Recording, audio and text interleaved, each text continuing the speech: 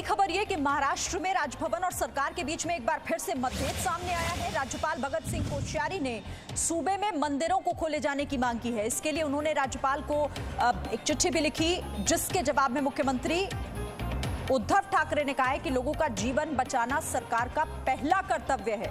तो कोरोना की वजह से मंदिर अभी तक बंद है महाराष्ट्र में, और इसे लेकर तकरार राजभवन और सरकार में एक बार फिर।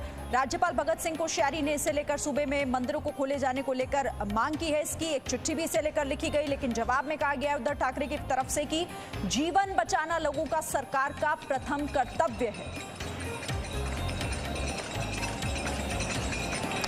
इस खबर पर ज्यादा डिटेल्स के साथ अमित जोशी मेरे साथ जुड़ गए। अमित, मंदिरों को खोलने की मांग राज्यपाल की तरफ से, लेकिन सरकार कह रही है कि पहले लोगों को बचाना हमारा कर्तव्य है।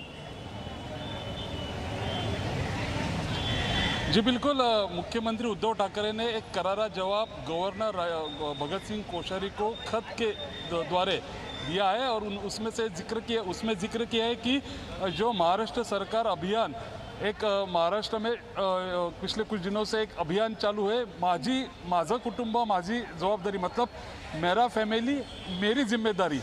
ये एक अभियान पिछले कुछ दिनों से महाराष्ट्र में जारी है। तो इसके हिसाब से कोरोना का फैलाव महाराष्ट्र में कम करने के लिए महाराष्ट्र सरकार कदम उठा रही है, और उसकी वजह से मंदिर महाराष्ट्र में शुरू नहीं हो चुके हैं। और हिंदुत्व, मुझे भी पता है, हिंदुत्व हम पिछले कुछ सालों से फॉलो कर रहे हैं, तो हिंदुत्व के बारे में मुझे किसी ने सिखाने की ज़रूरत नहीं है, ऐसे कहते हुए मुख्यमंत्री उद्धव ठाकरे ने भाजपा को भी एक करारा जवाब दिया है। और पिछले कुछ दिनों में गवर्नर विरुद्ध महाराष्ट्र सरकार, ये एक मैच यहाँ पे पिछले कुछ दिनों में दिखाई दे रहा था, तो वापस गवर्नर वर्सेस महाराष्ट्र सरकार की लड़ाई वापस शुरू होती हुई दिखाई दे रही है।